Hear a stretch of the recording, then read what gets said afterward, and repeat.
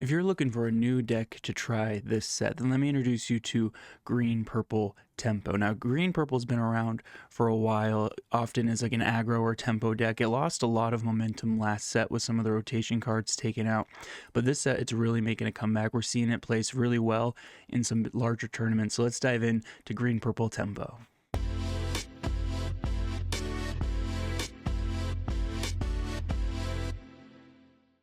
So what I've always loved about this deck is it's got a lot of tools.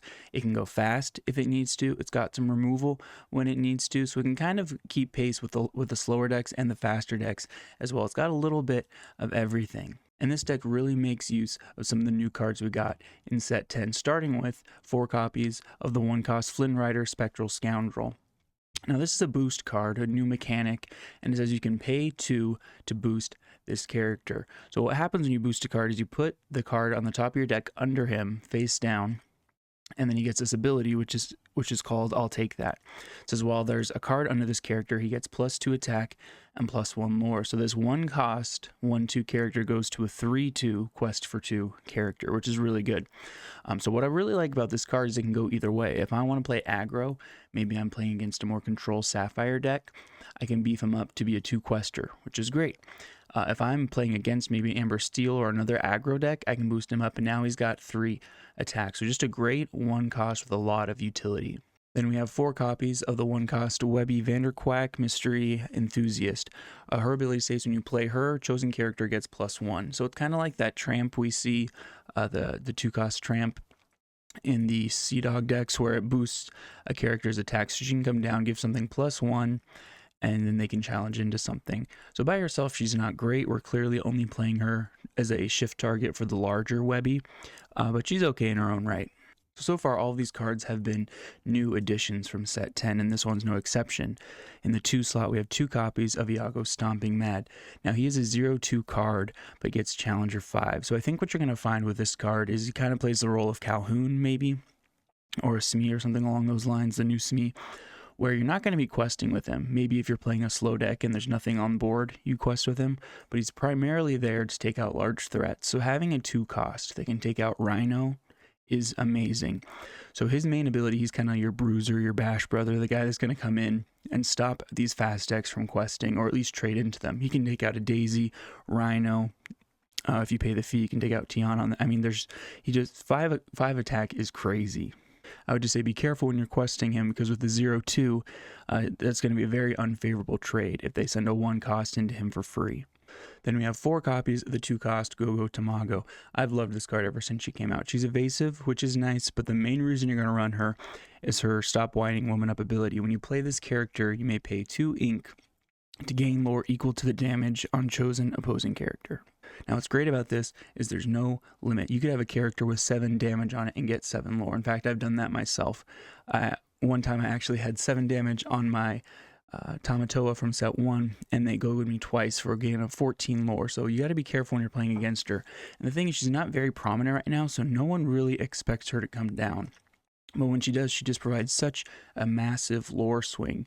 Sometimes it's that huge 6-7 lore to get ahead. Sometimes it's just that 1 or 2 lore that you need to cross the finish line.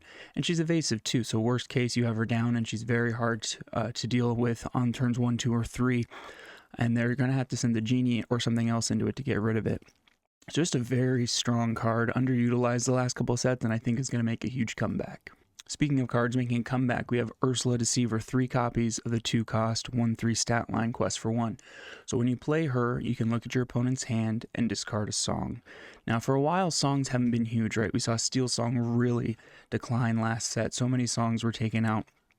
And it was kind of just, you used her to get rid of Strength now and Under the Sea, which is good, but it wasn't enough to justify putting her into your deck, at least not as a 4 of. But we're seeing a lot of songs coming back. You know, the Prince Philip Shift song, where You're Welcome, Mother Knows Best, Strength of a Raging Fire. Under the Sea isn't quite as prominent, but we have that 8-cost Hercules song as well. And then we have from this set, He Hurled His Thunderbolts. There's so many songs out there, and when you can take one away, it's just a huge tempo swing in your favor. Especially, you know, you're nearing those higher ink costs. You have a full board, they're wanting to board wipe with Under the Sea or something, and you just take it away. So a lot of great utility, especially in green-purple when you can potentially bounce her and play her again. I do find this isn't a card you want to play on curve, right? You don't often want to play her on 2. It's more of maybe they have a 3-cost Singer down and you know they're going to hit you with Strength, or they have a 4-cost Singer down, they're going to hit you with he hurled his Thunderbolt, or if you're playing green-blue or something like that and you know a larger removal song is coming, you play it then.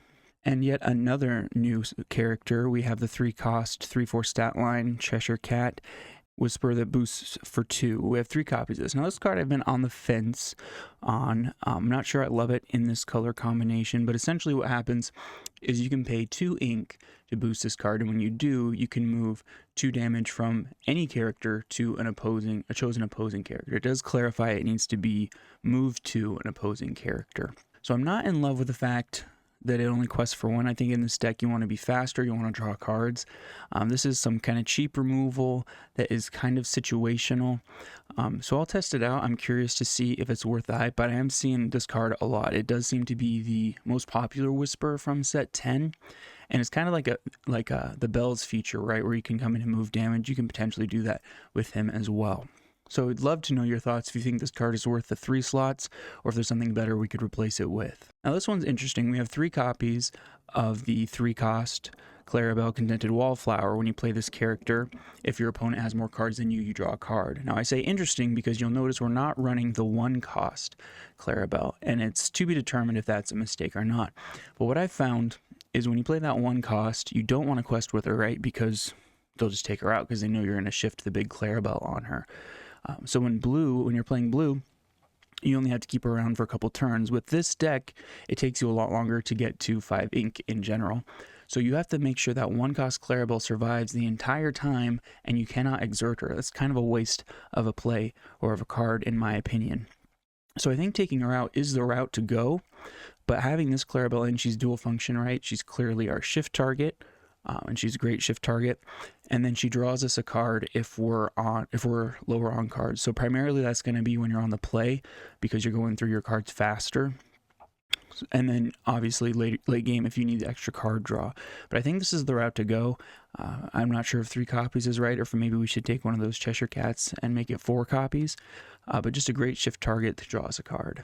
All right, 4 copies of the 3-cost Prince Philip Royal Explorer. Now, I don't like this card as much in blue-green because I think they just ramp so fast that you barely even need him. And again, the same as Clarabelle, you don't want to quest him until you shift, usually, unless you have an empty board that you're facing. But this card has such good utility in this deck. If you are at 18 lore and they're just blasting everything you put down, having a warded character is great. I just won a game like this yesterday. I was at 18 lore, everything I put down, they would Hades, they would You're Welcome, they would Your Mother Knows Best, but then you drop this Prince Philip and there's not really anything they can do short of playing 2 copies of Malicious, Mean, and Scary. And then he's a great shift target for what's coming next, but a 2 lore, 3/2 stat line is great. 4 copies of Genie Wish Fulfilled. You'll notice this deck isn't really taking the evasive route that a lot of these purple decks are. And it's quite frankly, I think it's because we lose that war, right? We don't have Steel's removal to help. We don't have Blurple's ramp. So we're not really going to fight that battle because we know we can't win it. We're going to be fast, we're going to be aggressive, but not primarily through evasives. But Genie, he's just so good not to include. So he's a 4-cost, uninkable 2/4 stat line. 4 willpower is so good, but he quests for 2. Now, with all that being said, I don't know if that's enough to justify him in this deck, but the fact that he draws a card on the play and replaces himself is amazing. So we're going to keep him as a 4 of. You'd be crazy not to run 4 Genies in any Amethyst deck, in my opinion. Now here's one of my favorite cards in the format right now. 3 copies of the 4-cost Madam Elephant, 3/7 stat line. So it's a bounce package, or a bounce mechanic, if you will. When you play her, you got to bounce someone back. And then at the start of your turn, if she has damage on her, you can move 2 damage to a chosen opposing character. So she is great for putting the brakes on an aggro deck, similar to Tinkerbell or something like that, or Calhoun. When you put her down, they're just going to stop turning sideways because they know if you challenge into one of their characters, they're going to lose another character next turn when you move the damage over. 7 willpower is insane to deal with. The 3 attack is great, so they're not going to Headless Horseman her or something like that. But here's a mechanic that I've been thinking about, because you got all these boost characters, and I think something we haven't thought about yet is if I boost a character and bounce them back to my hand, I get the card that I boosted under them. So both of the boost characters, the Whispers I have in here, are 2 costs, but what if you had this character with a 1 boost, and you're just boosting it with the sole intention of bouncing it back to get the cards? I think that's a mechanic that might take off, we haven't really explored yet. And then just allowing other characters to play their abilities again.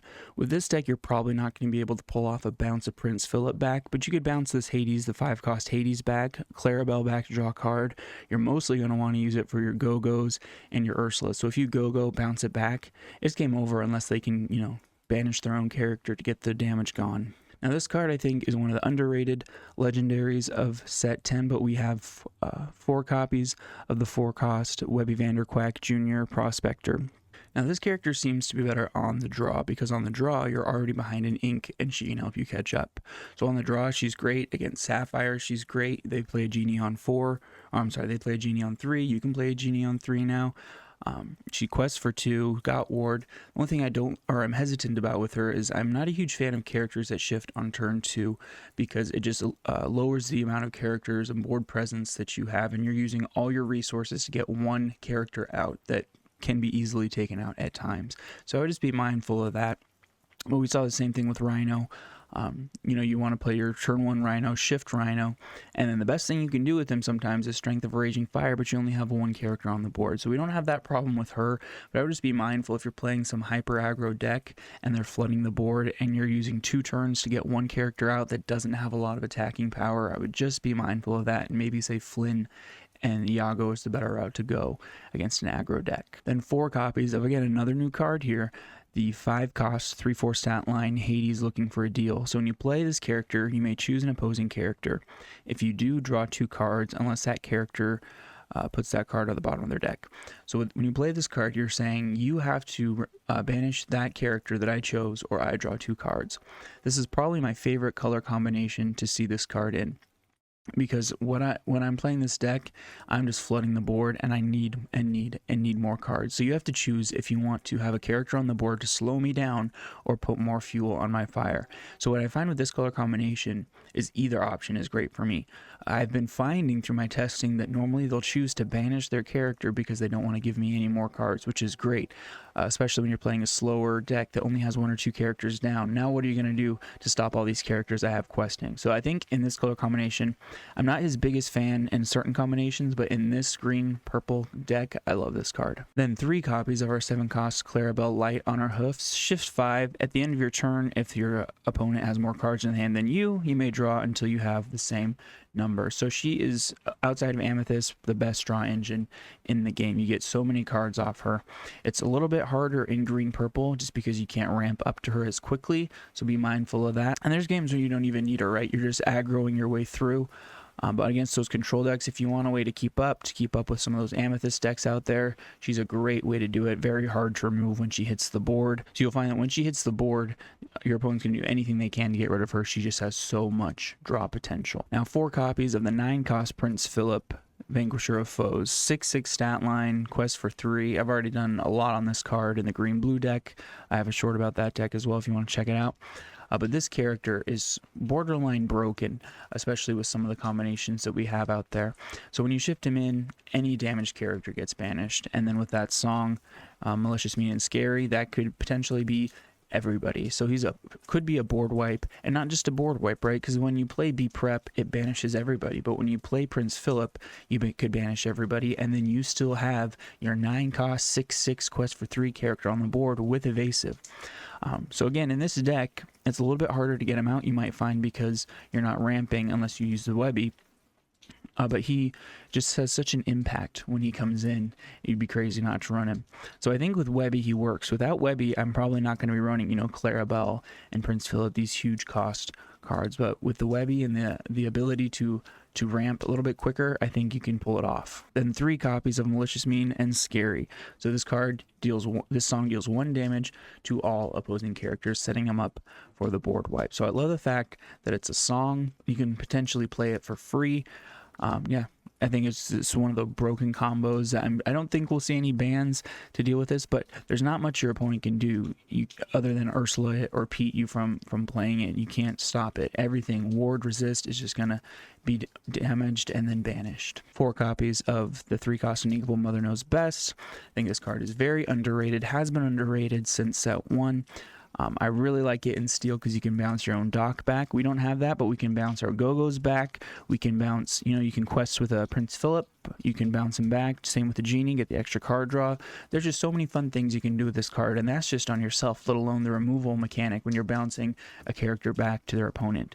The only thing you got to be careful of, I always like to tell people, be careful of what you're bouncing back, right? If it's a Genie that can draw them another card, or a Hades that's going to remove another one of your characters, you just want to be careful what you're bouncing back. And then again, another high utility card with a lot of different functions. You're welcome.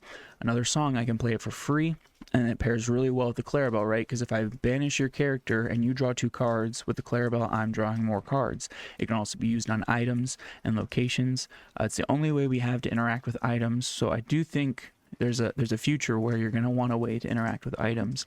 And then just for yourself, if you need the extra card draw to be able to play this on your own character and draw 2 cards is great. I do that all the time. So if you're looking at what's out there and you want to try something new, I would highly recommend this green purple tempo shift line. It's got a lot of fun lines you can play, a lot of options, a lot of tools to just deal with any deck that you're going to see out there.